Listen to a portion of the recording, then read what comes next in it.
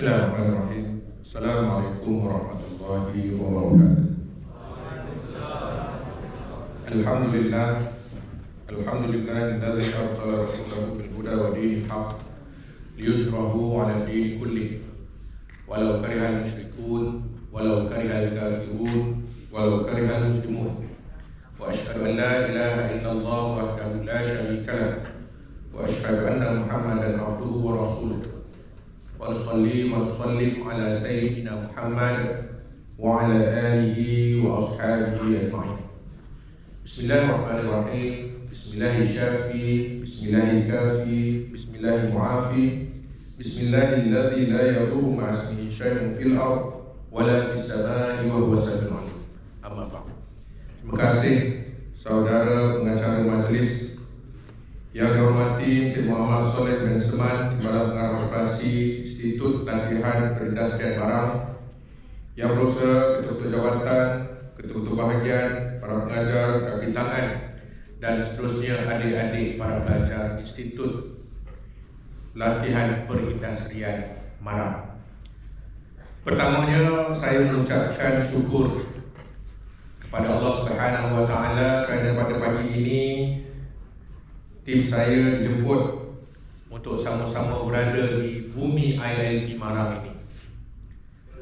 Kerana dengan program sebeginilah kita dapat bersama dan sekurang-kurangnya dapat sedikit sebanyak mengambil iktibar dan juga mungkin mencedok atau mengambil beberapa ilmu yang ada, insya-Allah. Yang seterusnya, saya juga mengucapkan ribuan terima kasih kepada pihak pengurusan ILT Marang kerana sudi jemput. Bukan senang sebenarnya untuk kita dapat bersama-sama adik-adik, tuan-tuan semua, kerana kesibukan masa yang ada, adik-adik semua menimba ilmu, tuan-tuan dengan kerjaya dan kami sendiri pun dengan tugas kami sendiri. Tapi alhamdulillah, insya-Allah pada hari ini kita akan bincangkan satu topik yang dekat dengan diri kita. Walaupun kita kata benda ni tak ada kena-mengena, tapi sebenarnya ada. Kalau bukan kita, mungkin adik-beradik kita, anak-anak kita. Dan kita perlu tahu juga benda ini, kerana benda inilah yang sekarang ini memang banyak kita hadapi. Okay, insyaAllah kita akan bincangkan tajuk berkenaan dengan tipu. Sebab itu tajuk yang saya bawa hari ini adalah mudahnya aku diperdaya. Kita nak bincang bagaimana kita ini boleh ditipu. Kan, kadang-kadang ada orang kata, takkanlah aku belajar macam ni, duduk sana, duduk sini, berbincang dengan ramai orang, takkan kena tipu. Jangan. Sebab penipu ini, scammer ini, dia tak kenal target dia. Okay, kalau adik-adik ingat hari itu kita dah bincang berkenaan dengan scammer Islami. Ini kalau ingat dah. Ingat lagi tak? Ingat. Hari ini kita akan bincang berkenaan dengan online sikit. Kan? Okey.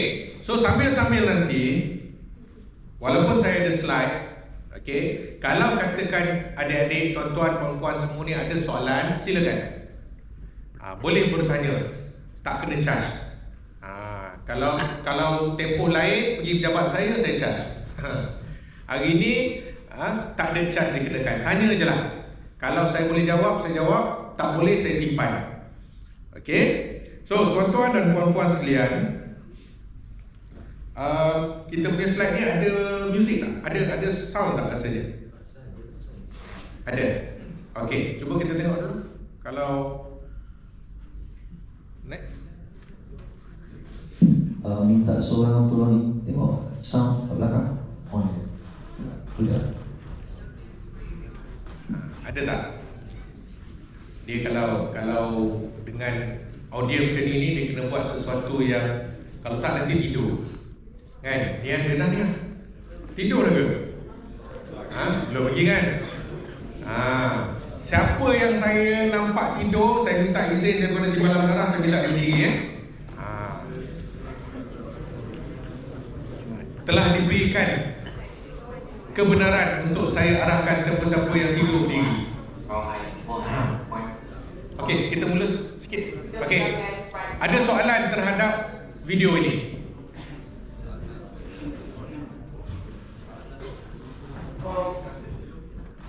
I'm Frank Black from Monroe High School and I have an appointment with Mr. Morgan.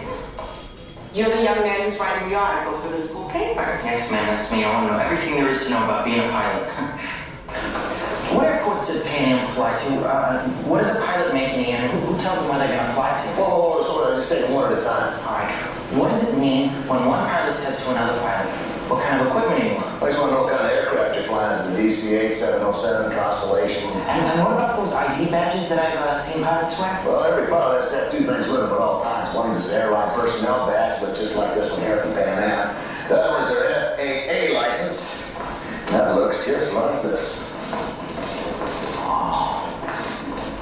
Do you think I can make a copy of this to put in my article? Oh, Frank, you can have that one. It's 3 years expired. Oh, thanks. And what about your ID badge? You have an extra one for a while? Oh, no, I can't help you there. It was a special order from Polaroid. The only way to get one of those is become a real live pilot for Pan American Airways. Okey. So siapa tahu tajuk movie? Siapa yang berani ni? Tolong angkat tangan dan jawab.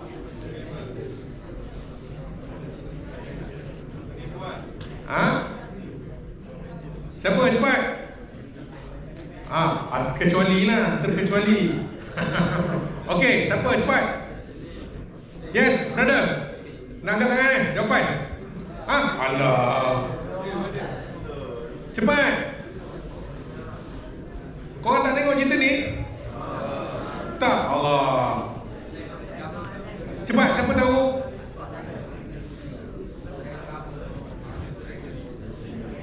Cepat, siapa? Lecturer, ada nak jawab? Lupa tajuk, tahu ceritanya je. Sebab Leonardo DiCaprio je lah.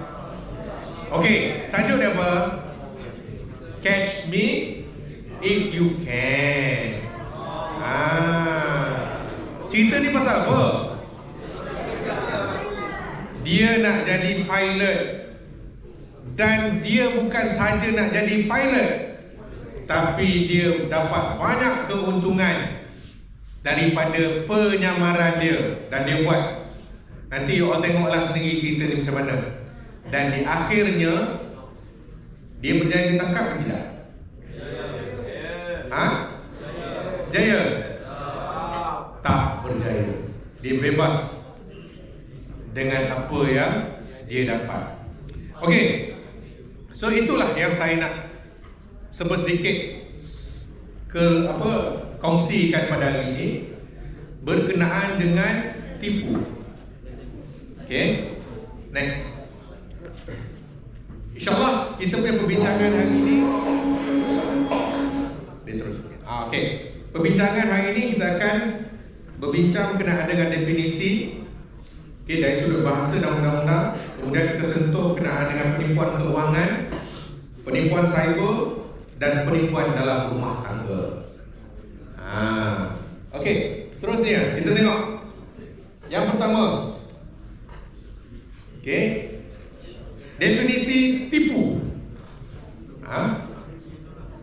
Kalau kita tengok dalam bahasa pustaka, dia kata perbuatan curang. Perbuatan curang, kata-kata dusta, helah, muslihat dan pelik. Ini maksud yang diberikan oleh Dewan Bahasa. Okay, maksudnya kalau mana-mana perbuatan yang dengan curangnya, dia curanglah, kan? Dia mendua, dia mentiga, abang Tesla ke, seorang untuk disayangi, seorang untuk amboi. So kalau dia ada buat perbuatan curang, maksudnya dia telah melakukan tipu. Seterusnya kata-kata dusta, dia bohong. Dia lipat. Dia apa lagi? Banyak. Okay, kalau dia pelawak gitu. Okay, kalau dia kata dia bagi kata-kata dusta, pelawak, maksudnya dia tipu. Ke ada orang kata pelawak ni tak tipu? Ada? Ha? Tak ada. Kan? Okey, helah, muslihat dan pelik. Yang ini semua kaki tipu lah ni. Scammer ni kalau dia tak pandai helah, dia tak pandai muslihat, dia tak pandai belik, dia bukan scammer sejati. Scammer sejati ni dia mesti ada package dia. Dia mesti ada ciri-ciri dia. Tanpa ciri-ciri ini, maksudnya dia belum jadi scammer lagi. Dia dalam kategori novice. Dia belum expert. Okey, dia belum advance. Okey, perkataan tipu pula dalam undang-undang. Kita tengok section 415 kanun kesiksaan. Kanun kesiksaan ni untuk makluman semua adalah satu undang-undang utama berkenaan dengan kesalahan jenayah di Malaysia. Penal Code. Bahasa Inggeris dia Penal Code, bahasa Melayu dia kanun kesiksaan. Dia tak sebut akta kesalahan jenayah ke tak ada. Dia akan sebut kanun kesiksaan sahaja. Ni ada soalan tidak ni? Siap awak? Okey. So, dalam undang-undang di Malaysia, kesalahan jenayah ditadbir, dikawal selia oleh kanun kesiksaan. Dan section 415 adalah berkenaan dengan tipu. Kalau adik-adik tengok kepada kanun kesiksaan, bila 400 ke atas ni dia lebih kepada tipu, lebih kepada muslihat, dia lebih kepada aktiviti penipuan. Jenayah-jenayah yang melibatkan tipu ni dia mula dengan nombor 4. Okey, so 415, 420, 424. Nanti kita akan bincangkan secara rinci. Okey, seterusnya section 415 memperuntukkan bahawa barang siapa yang memperdayakan mana-mana orang secara fraud atau tidak amanahnya, mendorong mangsa menghantar sebarang harta kepada sesiapa ataupun memberikan kerelaan kepada orang tersebut untuk menyimpan harta dengan niat mendorong dan memperdaya orang itu melakukan sesuatu perkara. Okey, yang mana akan mendatangkan keburukan, kerosakan dan kecederaan kepada tubuh, minda, reputasi dan harta. Ini kesalahan yang pertama, section 415. So yang ramai tu tengok Google ke? Tengok akta ke? Okey, tak apa. Seterusnya, penipuan berlaku apabila orang yang membuat representasi atau pernyataan mengenai suatu perkara itu walhal diri sendiri pun tahu kalau itu tak benar. Ramai ni, dia tahu cerita itu tak betul, tapi dia cerita juga ke orang dan dia kata cerita yang sampaikan itu adalah cerita yang betul. Boleh ke tak boleh? Tak boleh.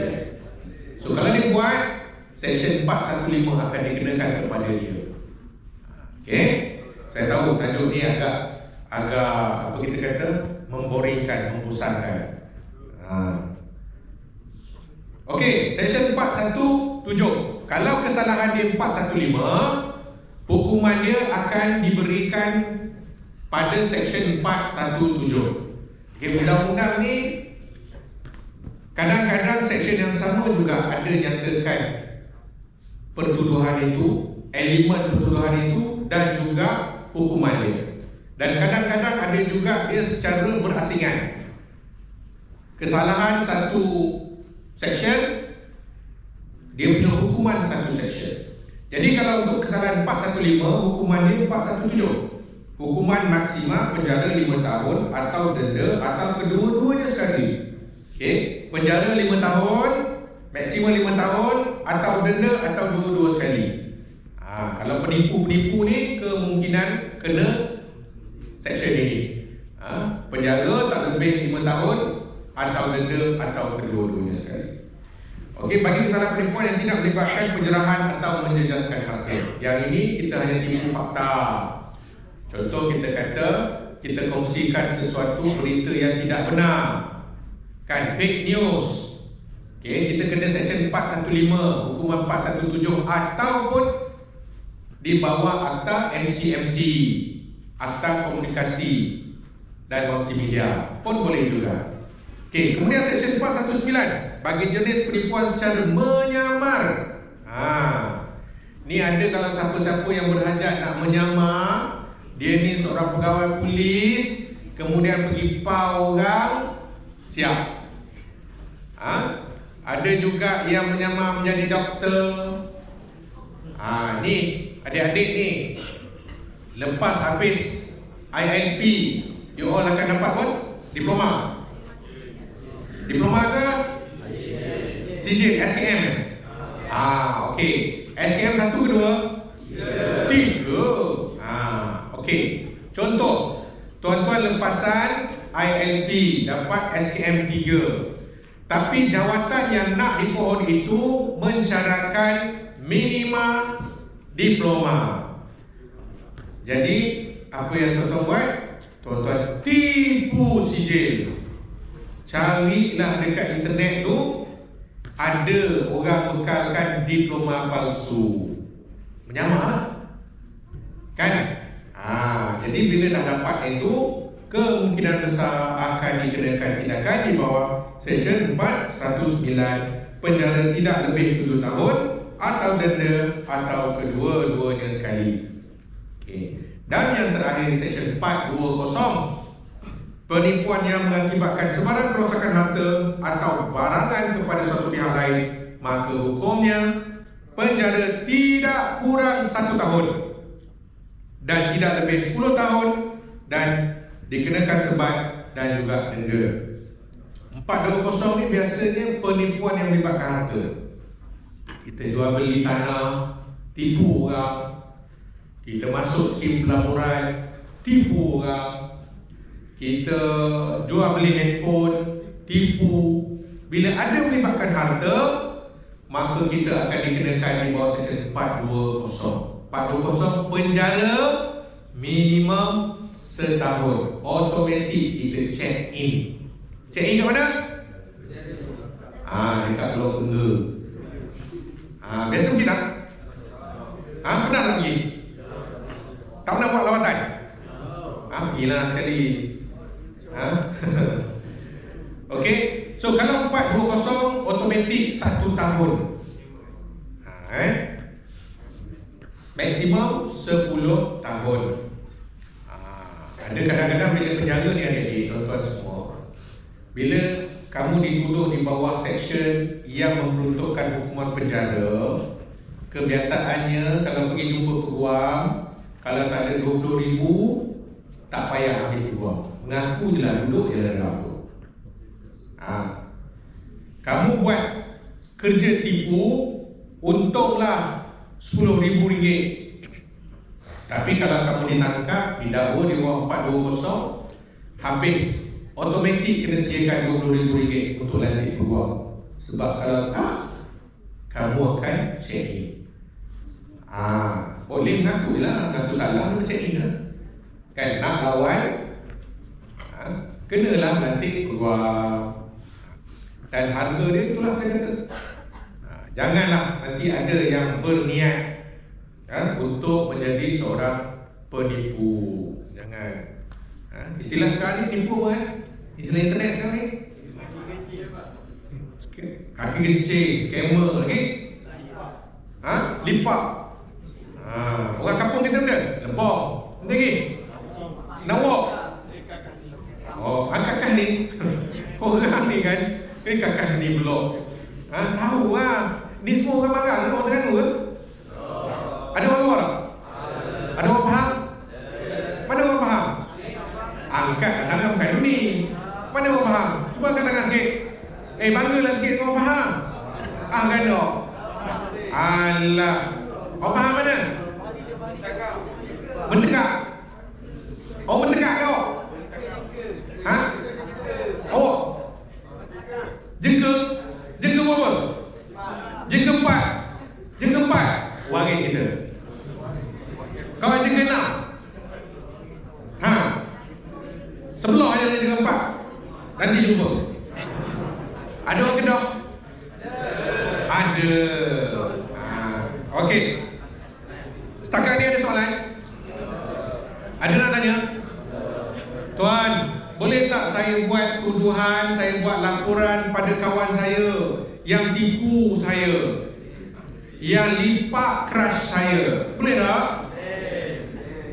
Dia kata dia tak ada apa-apa dengan crush saya, dengan awet saya. Tiba-tiba harapkan pegar makan padi.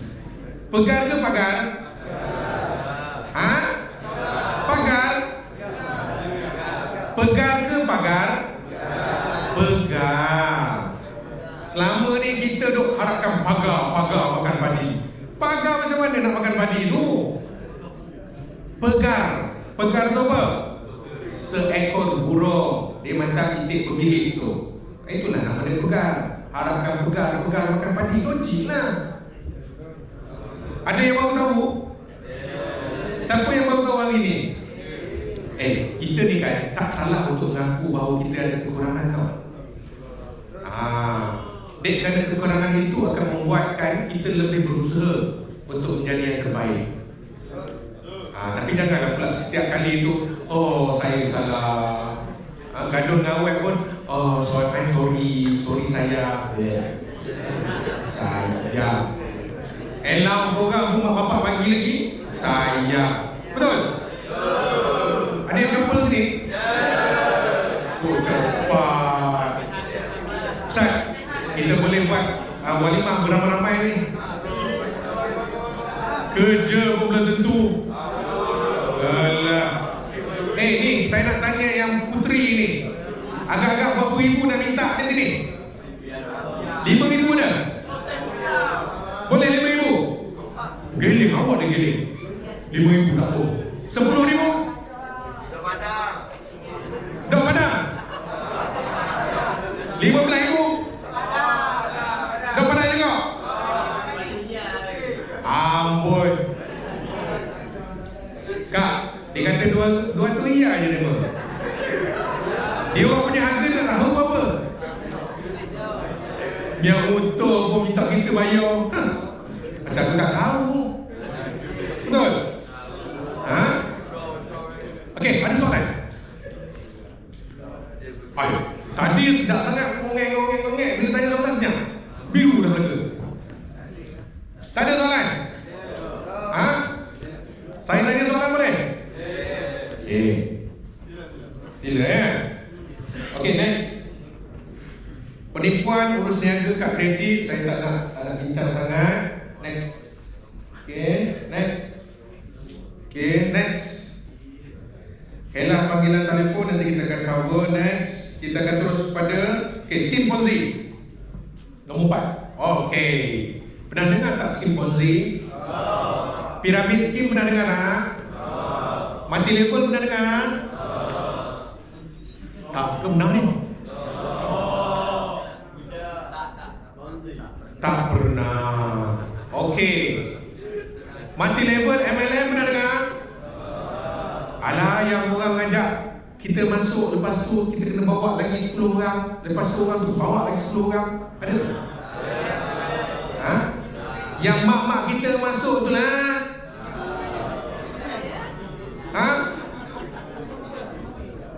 Akopal, akorok. Apa lagi? Tupperware. Ada? Pernah dengar kan? Okey, skim Ponzi ni macam mana dia buat? Dia akan buat satu sistem. Contohlah Pozang lah. Pozang ada satu program. Kita buat siapa yang masuk 1,000, dia akan dapat RM300. Kemudian hari ini saya wajibkan semua orang. Hari ini kita ada berapa ya? Berapa orang semua? Duit pun 200. Ada? 233. Okey, saya kata 200 orang lah. 200 orang wajib hari ini masuk skim saya. Sabar. Masuk skim saya, bagi saya RM1,000, 3 hari saya akan bagi RM300. Dengan syarat kamu kena bawa 3 orang lagi. So daripada 200 orang times 3 berapa? 600. 600 kali 1,000 berapa? 60,000 ke? Ke 600,000? Ha? Matematik. Calculator. 60,000. Okey, dalam tempoh 3 hari saya akan dapat 60,000. Apa yang saya buat? Belum lagi. Cepat benar dia ni. Sabar. Tengok adik-adik yang perempuan ni, cepat sangat dia orang ni. Tak sabar. Aku tak cakap. Okey. So, dengan skim itu, biasanya siapa yang paling untung? Orang yang paling untung sekali adalah orang yang pertama. Ini banyak pada skim-skim pelaburan. Perasan tak kalau tengok pada social media kita? Okay, Facebook, Twitter, X sekarang kan, Insta, TikTok, kan banyak pelaburan-pelaburan. Habis dia kata patuh syariah, tak patuh syariah, dijamin lah, masuk 1,000 dapat wang dijamin RM300. Semua benda ni lah ni Ponzi. Maksudnya adik-adik akan masuk di situ, kena cari anggota. Dah cari anggota, pertama, apa berlaku kalau skim itu kolaps? Bila skim itu jatuh, gagal, memang akan gagal pun, maka akan ada kerugian. Kalau kamu tadi, kamu dah bawa 3 orang lain, agak-agak 3 orang tadi tu cari ke tidak ada? Cari.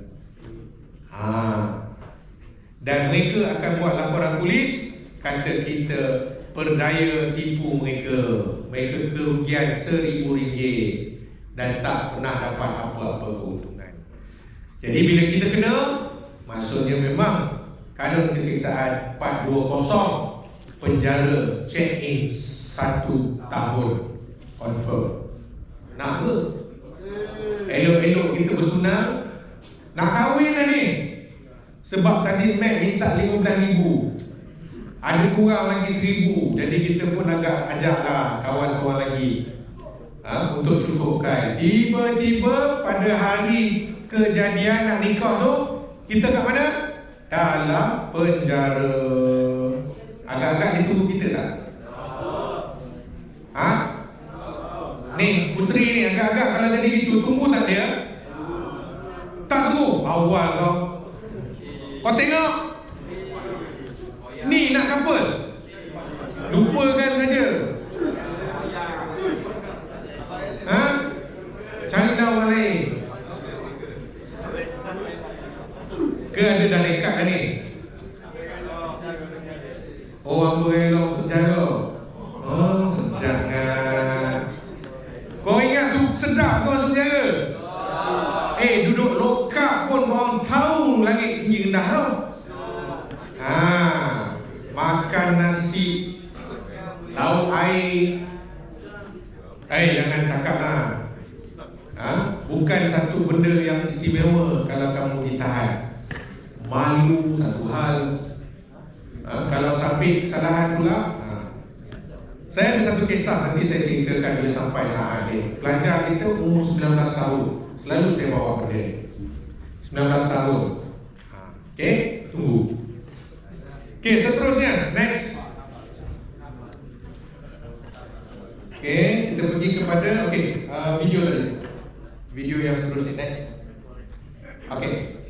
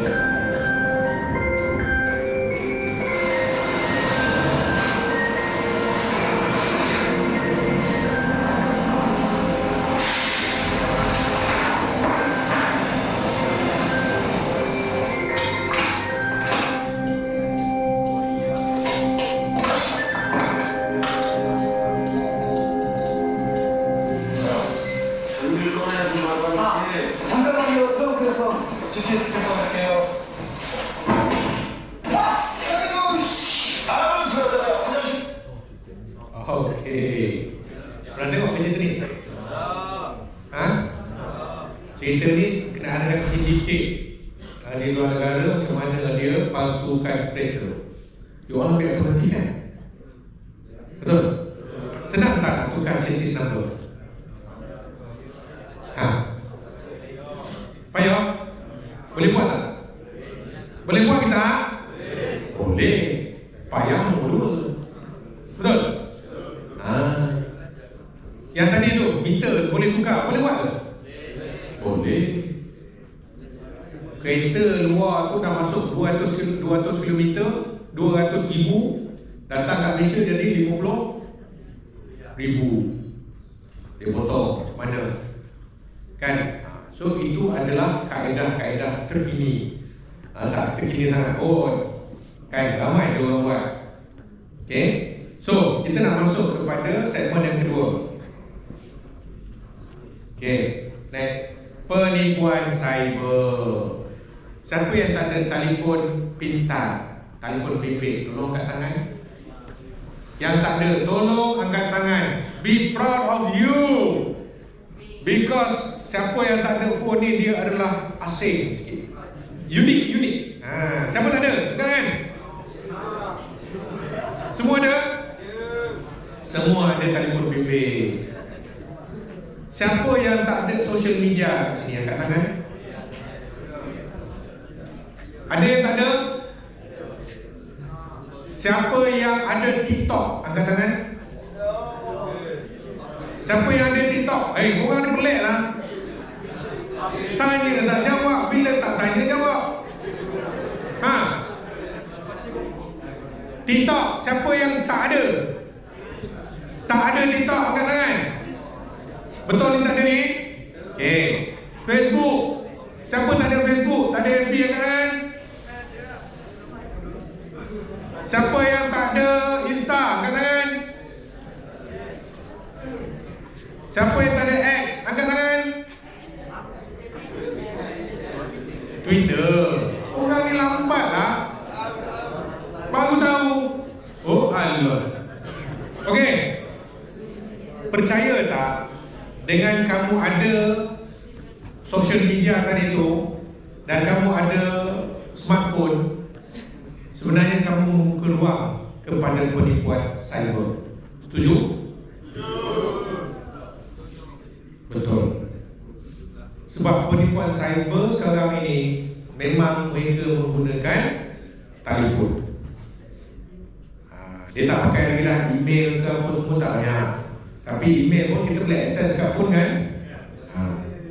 Okay, kita tengok penipuan cyber yang pertama. Ini kedatangan bank. Ini tahun 21 sampai 22, lebih 31,000 kes jenayah dalam talian.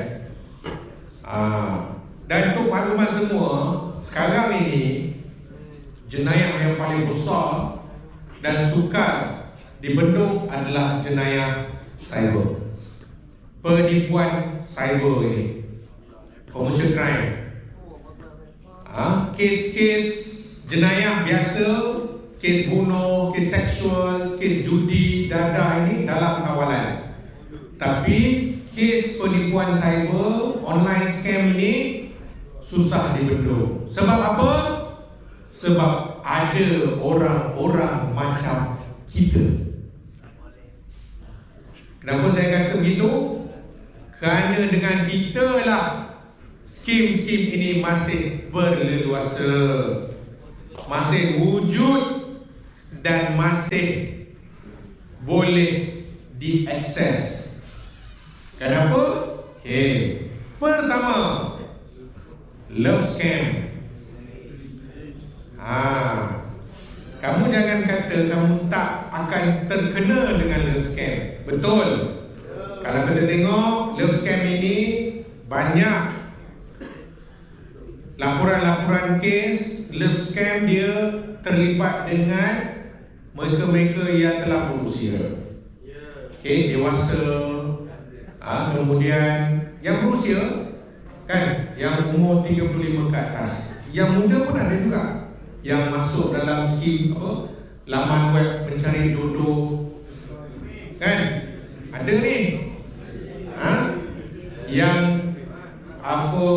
isteri mencari lelaki cadangan. Perempuan yang lelaki pun mencari stok simpanan. Ada. Okey, macam mana dia buat? Yang pertama, biasanya love scam ini memang target dia kepada mereka-mereka yang kesunyian, yang sendiri, yang kemungkinan pasangannya meninggal, ataupun yang pasangannya macam tak reti nak buat apa-apa, tak sweet, tak pandai nak buat act of service. Tahu?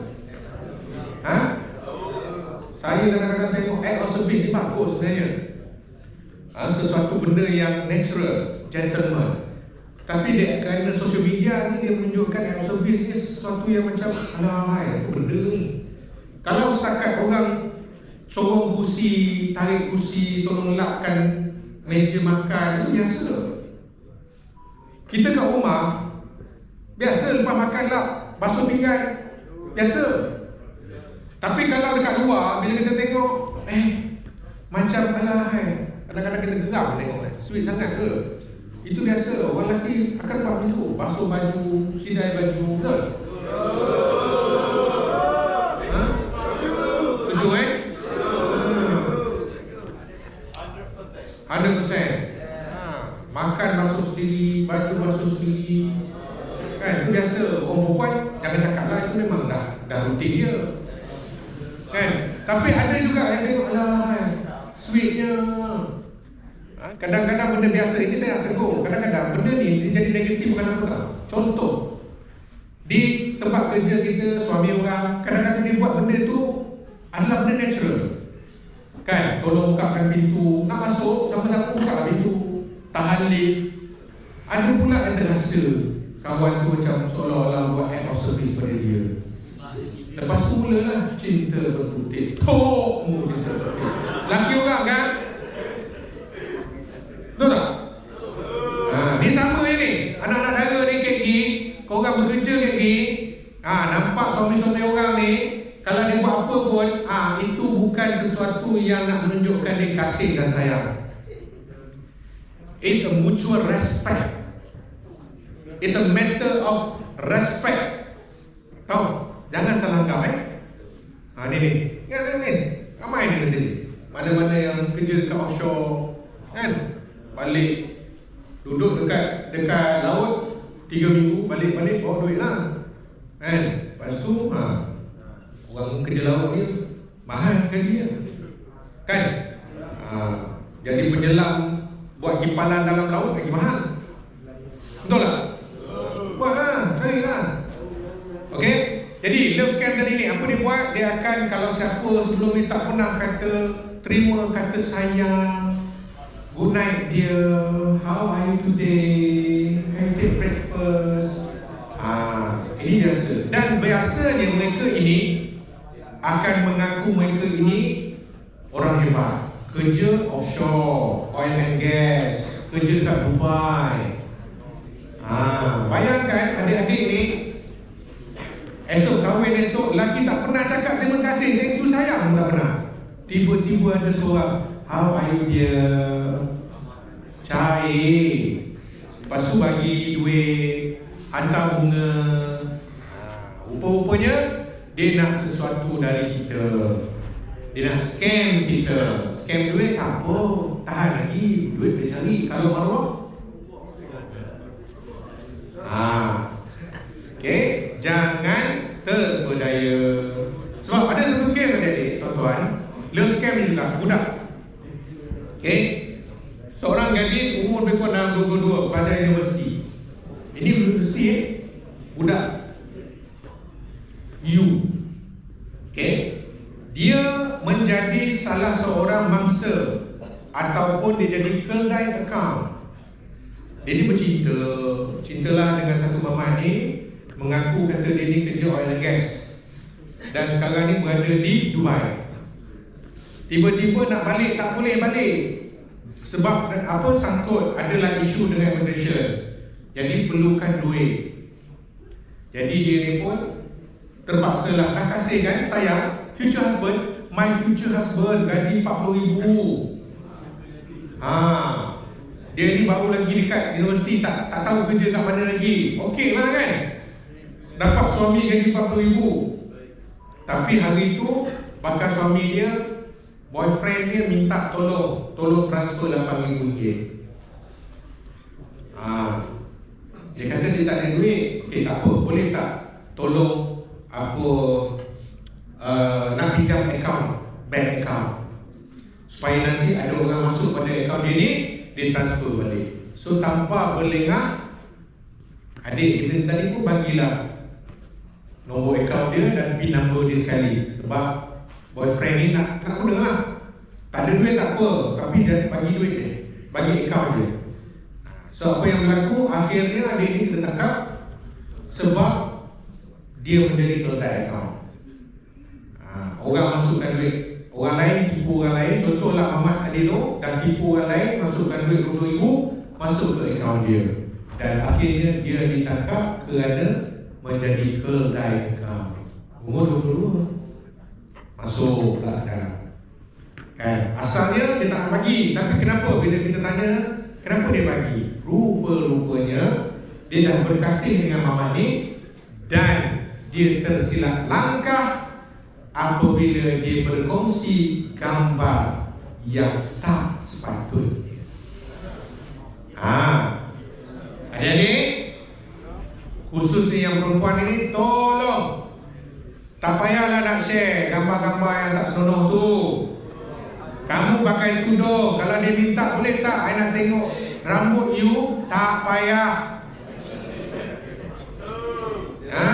Mula-mula dia minta rambut, kemudian dia minta benda lain. Betul? Korang tengok kawan-kawan korang sendiri mengaku. Agak-agak lah.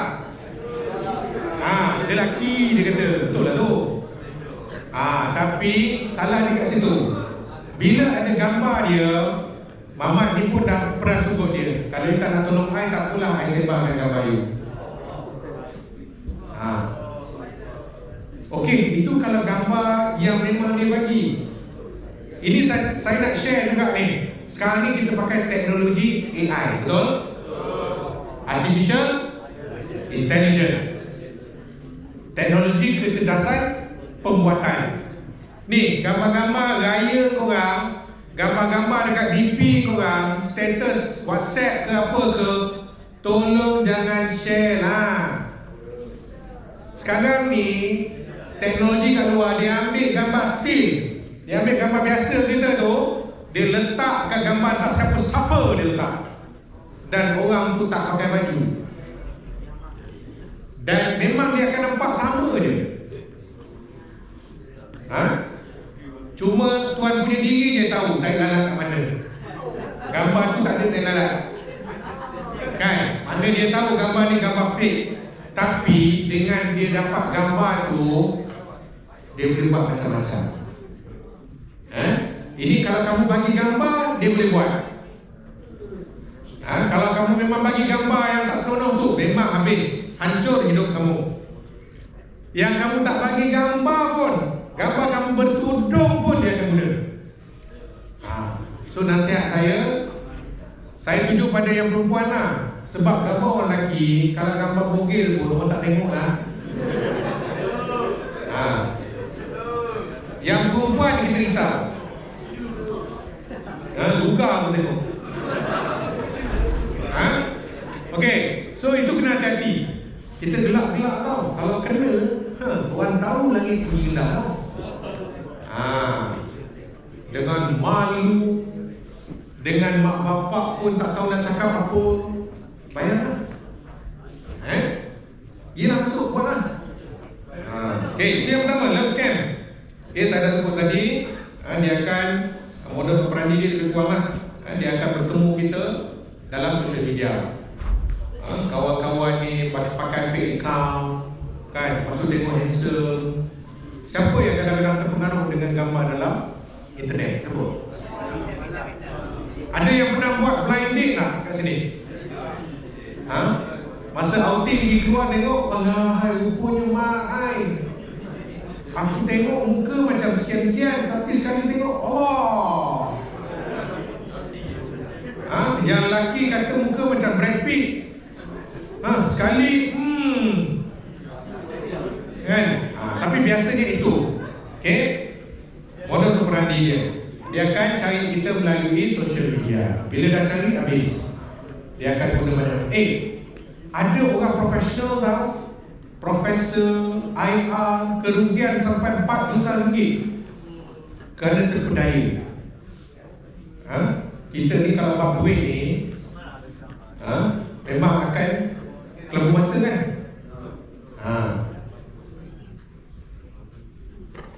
Kalau orang ni tawar, kalau nak minat kita, dia kata belanja 20,000. A kata, B kata saya tak boleh bagi banyak, saya bagi 5,000. Agak-agak perempuan tu nak ambil yang 5,000 ke 20,000? 20. Sebab dia cari duit ke, dia rompak ke apa ke, itu ada story lah kan. Tapi bab kewangan ni semua orang akan kelabu mata. Tak kira lah siapa saja. Okey, seterusnya nombor 2, Macau scam. Okey, Macau scam ni macam mana? Macau scam ni biasa dia akan hubungi kita melalui email ke, melalui apa ke. Dia kata dia ni ada duit. Kalau siapa ingat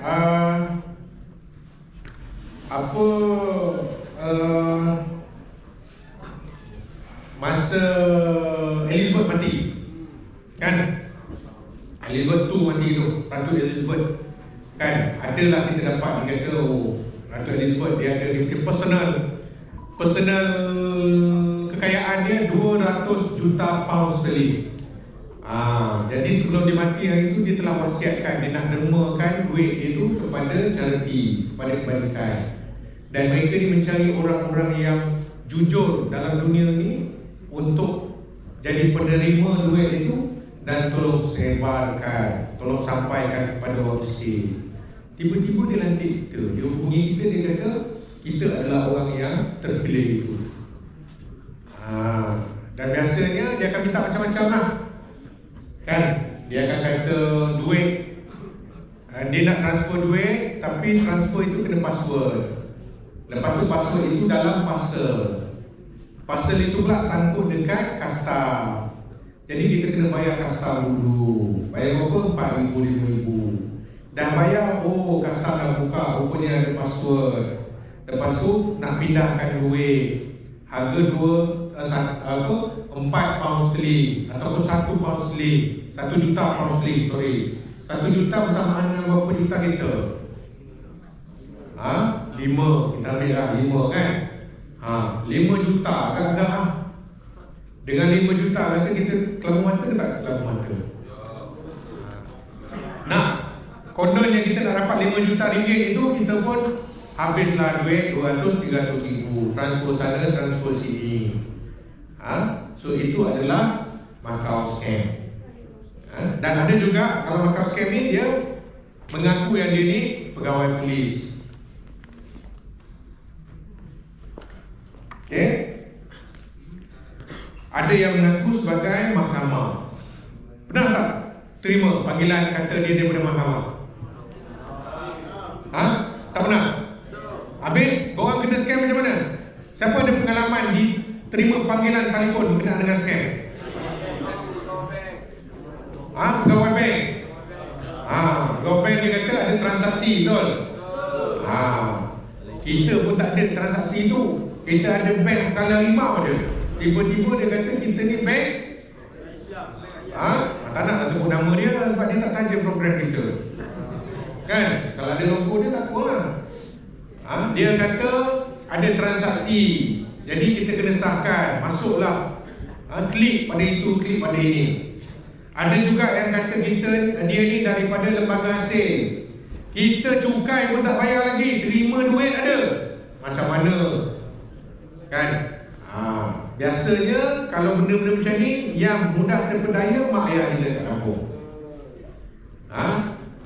Tak pasal-pasal dia kata kena bayar mahkamah. Kita kat Terengganu.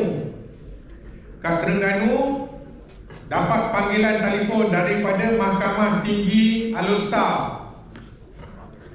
hari Jumaat. Boleh jawab atau tak boleh jawab? Boleh jawab tak? Tak payah jawab lah. Mahkamah kalau ia pun dia akan telefon hari bekerja. Hari Jumaat cuti ke kerja? Cuti. Kadang-kadang kita terima hari Ahad, dia kata dia daripada mahkamah seremban. Hari Ahad cuti kot. Dan kemudian ada yang belakang tu, dia kata dia magistrate call kita. Kita ni orang kampung aja yang telefon magistrate. Ui, magistrate ni power tau. Kuasa dia boleh penjarakan orang, boleh lepaskan orang, boleh tahan reman, boleh batalkan reman. Power. Dia telefon kita pagi Ahad nak selesai kes. Agak-agak tapi ada tak yang terpedaya? Ada. Bila dengar mahkamah pun dah kata betul. Korang tak payah kata mahkamah. Bilik panggilan telefon daripada pejabat pengarah pun dah kata. Betul tak? Ada lah tu. Ada lah salah aku hari ni. Kan? Meniru ke? Pergi mengintai ke? Mana tahu? Betul tak? Mesti takut. Jadi untuk kita kena hati-hati. Saya tak bimbang sangat dengan kamu ni, sebab kamu adalah golongan yang terpelajar. Ini keluarga kita, mak ayah kita. Okay? Itu yang pertama. Yang kedua, bakal scam. Yang ketiga, okay, cabutan tertua, kawal polis, penggeledahan, Nigerian scam. Okay? Nigerian scam ni lebih kurang juga sedikit yang didalangi oleh Mak Black. Lepas tu dia panggil Nigerian scam. Kan? Yang Bitcoin, investment, kebanyakan ni mereka. Mereka ini memang pakar. Mereka ada school dia. Dah tamat pengajian kat sana, baru mereka bertebaran ke merata dunia untuk lakukan scam. Tapi ramai juga orang kenal dengan dia kan? Ramai. Anak-anak dara kita, harta isteri orang pun suka pada abang-abang hitam. Saya tak tahu kenapa. Dan sometimes dia kata dia orang romantik. Tak tahu betul ke tidak. Orang Melayu kita tak romantik ke? Dia tak tahu romantik kita lagi tau. Nak juga Pak Hitam, nak juga orang putih. Apalah kurang kita kan? Kita kalau pergi kahwin ni, kalau kita pergi pasar raya, biasanya kita lelaki yang baik, setia, dan juga kita romantik. Kita jalan depan ke jalan sekali? Jalan depan. Romantik sebab kita menjadi penghalang. Kok apa halangan-halangan yang ada depan kita ni kita atasi dulu. Bini kita tinggal belakang. Kan? Kita hanya tak romantik masa kita couple, naik motor berdua. Masa tu tak romantik. Bila dah kahwin baru kita jauh. Sebab untuk menjaga keselamatan isteri di belakang. Kan? Itulah orang Melayu. Betul tak? Betul kan? Kau buat lah. Nak tahu couple tak couple, tengok pimpin tangan. Naik motor sekali, naik kereta sekali, buka pintu kereta, bye-bye. Cuba tengok kahwin esok. Gelap awal. Ada plan tak? Okey. Seterusnya, okey, sikit lagi. Penipuan dalam perkahwinan. Ramai ni. Abang Tesla. Saya sebenarnya tak suka. Saya tak suka sebab dia menggambarkan sesuatu yang tidak baik. Mau nak cari lain ke, nak apa ke, silalah, tak ada orang kacau. Tapi bila saya terpaksa buat kerana gini. Gelap buat kita. Sebab media sosial ni banyak pengaruh yang tak sepatutnya tau. Benda baik itu tak nak cerita. Benda tak baik itu diviralkan. Ini 2-3 hari ni kalau sosial media ni duk cerita lah pasal keluarga artis tu, pasal rumah dia lah, pasal macam lah kita tak tahu. Benda tu lebih mengatasi belanjawan negara kan? Jadi tak sesuai. Tapi apa yang berlaku? Sebab tak ada kejujuran dalam rumah tangga. Yang bujang mengaku kaya raya, yang dah berkeluarga mengaku bujang, yang masih isteri orang mengaku dah menjanda. Ramai. Apa dia? Especially yang PJJ. Sedap sangat. Ada dia tanya siapa? Kan? Banyak, tak kira lah siapa. Dan bab keuangan ni pun ramai juga. Berapa ramai yang tak cerita pada keluarga dia, pada isteri dia berapa pendapatan dia. Sebab ada benda dia nak buat. Yang perempuan biasanya lah, dia takkan cakap kat lelaki dia gaji dia berapa. Duit I, duit I. Duit you, duit I. Betul? Dia takkan cakap gaji dia berapa. Itu pun tahulah duit I. Tapi kalau lelaki dia, you dapat gaji kan? Bonus dah dapat kan? Kakitan kerajaan dapat 2,000 kan? Sedap. 2,000 tu. Tak pernah tu. Masa papa yang dapat dulu sebulan gaji. Lepas tu tak dapat tau. Okay. So biasanya bab penipuan bab keuangan ni lah yang akan menjadi orang peranda kepada keluarga.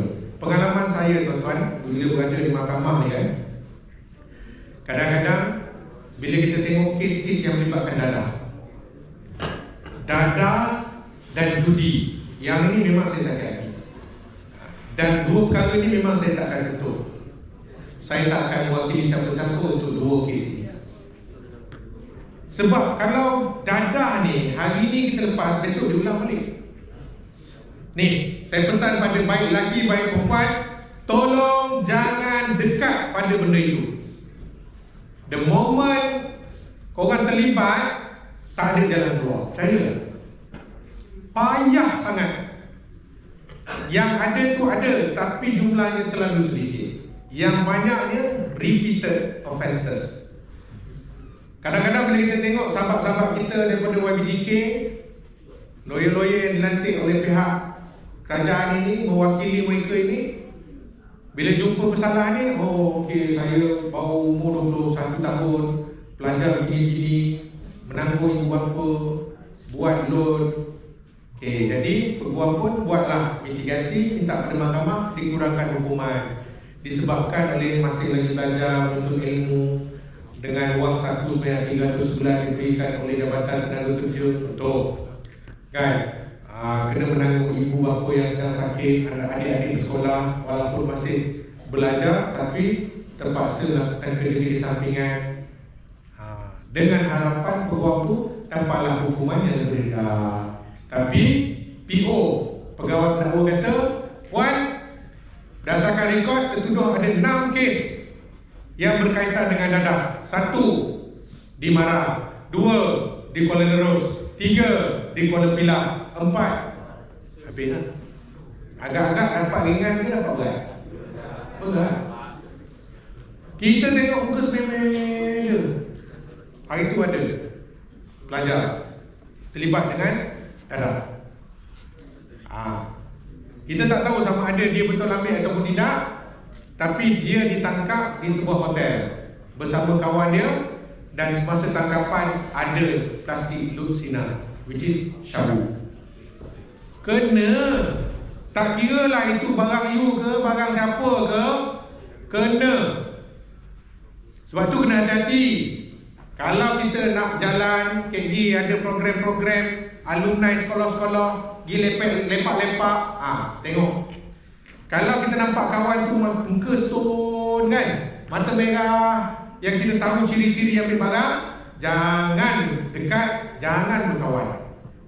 Sebab kalau kantoi, contoh, duduk dalam bilik, barang dengan dia, korang pun kena sekali. Tak ada pengecualian. Tak pasal-pasal tau. Ada satu kes dulu lama dah ni, belajar tahfiz. Jumpa kawan dia kat kedai makan, tiba-tiba kawan kata, kejap lah, aku sakit perut dah. Kau pegang barang aku, dia bagi satu kotak mancis. Pegang barang aku sekejap, aku dah ke toilet. Kawan tu pergi, AADK datang. Cukup dah. Cukup, tahu tak apa dalam tu? Ganja. Kawan tu kena tak? Kena juga. Sebab AADK dengan polis dah aim dah. Tapi dia kena barang tu dengan budak tadi ni, kena. Budak umur 16 tahun belajar tahfiz, dia ambil tak barang tu? Tak ambil. Tapi macam mana kena? Itulah undang-undang. Bila dadah ini, benda itu berada dengan kita, siap. Lebih nilainya, contoh metavitamin warna merah tu, lebih 5 gram, kita kena charge 39B. Akta dadah berbahaya, mengedar, hukum gantung sampai mati. Nak ke? Kecil dia benda tu, 5 gram je. Tapi barang tu dengan kita, dalam poket kita, dalam baju kita, dalam kereta kita, dalam motor kita. Dan lepas ni tolong jangan main-main pegang barang orang. Kau pegang sekejap barang tu sekejap. Jangan. Kadang-kadang ada barang berbahaya. So kena hati-hati tadi. Bila bab dadah, memang pakai duit banyak. Kadang-kadang kita sedih, kenapa saya tak suka ambil kes macam tu? Sebab kesian. Kesian kepada keluarga. Tuan, tolonglah tuan, suami saya ni, tolong lepaskan dia. Saya tak tahu lah apa kena jamin ni. Saya gelap lah. Ini je lah satu-satunya gelap yang saya ada. Peninggalan arwah mak saya. Nak macam tu. Tambahnya, saya pun tak tahu, kadang-kadang pelik juga orang perempuan ni, lelaki dah terlibat dengan dadah, nak juga sia ni. Tak tahu benda. Enggak. Kalau saya tonyok je lelaki ni tu. Kan? Nak dia tak boleh nak gelap. Geram. Tak sedar diri masa ambil barang tu, tak ingat. Tak ingat anak bini. Kadang-kadang anak bini tu bawa anak yang baru lahir, merah lagi, pergi ke mahkamah nak minta jamin. Lepas tu marah, awak tak sayang saya lah, bagi saya duduk dalam. Siapa tak sayang siapa? Kalau terlibat dengan benda ini susah. Sebab itu saya kata, saya pesan ni, semua ni umur-umur macam ni memang mudah terpengaruh. Percayalah. Tolong cari kawan yang sempurna, kawan yang baik. Baik lelaki, baik perempuan. Perempuan mungkin dia tak ambil barang, tapi dia akan jadi pengedar. Dia akan jadi pusher. Boyfriend tu tolong bawa benda ni, kan? Tolong sebab hukumannya sama laki dan perempuan. Kalau kena 39B memang sama je, gantung sampai mati. So tolong. Okey, sikit lagi. Jadi macam mana cara kita nak mengatasi, kalau kita nak tahu bab keuangan ini? Pertama, kita boleh buat semakan sikris. Okey, pergi kat bank negara buat semakan. Tuan-tuan yang telah berkeluarga ini boleh buat semakan. So kita tahu isteri punya kedudukan keuangan, pendapatan dia berapa, gaji dia berapa, hutang dia berapa, ada berapa akaun yang dia ada yang masih aktif. So kita kena tengok. Sebab apa?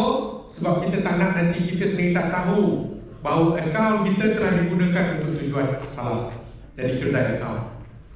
Kan? Tadi saya sebut kena dengan adik kita umur 19 tahun.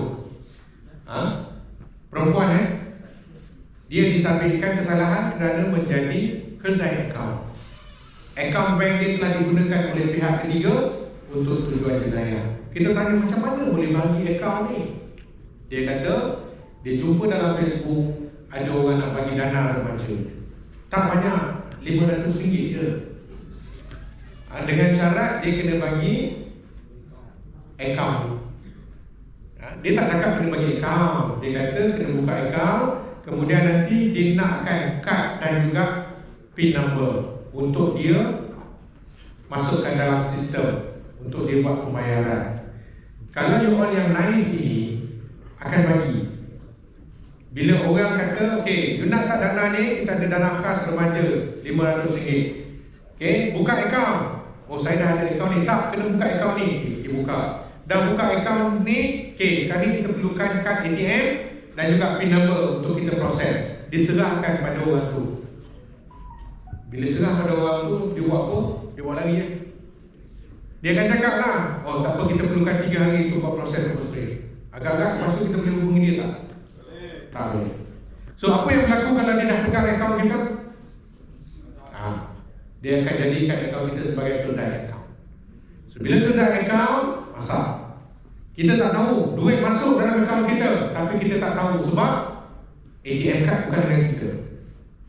Kalau kita ada perbankan internet pun, dengan ada kad ATM, dia boleh ubah password, user dan password. So kita tak tahu apa-apa.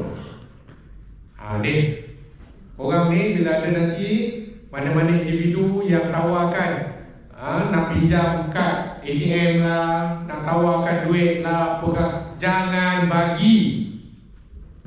Kad ATM jangan bagi, nombor akaun jangan bagi, PIN number jangan bagi, user ID online banking pun jangan bagi, password pun jangan bagi. Kalau kamu bagi, Section 424 menanti. Dan kisah adik tadi, dia disampaikan kesalahan, kena 3 tahun penjara. Umur 19 19 orang gadis kena penjara 3 tahun. Apa jadi pada masa depan dia? Wallahualam, kita tak tahu. So tuan-tuan dan adik-adik nak jadi macam tu, tolong jangan terlibat. Itu hak kita. Jangan hantar pegawai polis sekalipun. Dia kata, saya nak kat kamu tulis ni, saya nak buat itu dalam siasatan. Tak ada, dia tak boleh buat. Dan kalau kena tangkap ke apa ke, pergi rujuk dengan pakar dulu, rujuk dengan peguam, boleh ke? Polis panggil saya begini ni, saya kena bagi macam ni, boleh ke saya bagi? Tak boleh. Hatta dia kata dia daripada Bank Negara Malaysia pun tak boleh. Sebab itu maklumat peribadi kita. Okey, kita ada sikit lagi. Next. Okey, ada soalan setakat ni? Okey, saya nak minta tolong like saya punya social media sekarang. Boleh tak? Tolong buka TikTok ke apa ke? Sekarang. Ke tak ada telefon ni? Sekarang. Saya nak tengok. Saya punya Facebook, Nampulo, YouTube, Insta dengan TikTok, Pokzam Official. Okay. Dalam tu saya banyak share video-video, maklumat-maklumat dengan apa yang terjadi. Pada hari ini mungkin nanti tim saya dia akan pendek-pendekkan, dia akan masukkan lah. Yang lang hari ini mungkin akan ada dalam saya punya YouTube. Boleh like? Kalau ada soalan pun boleh DM saya. Malu kat sini kan? Nanti boleh like, boleh tanya DM saya, InsyaAllah saya akan jawab.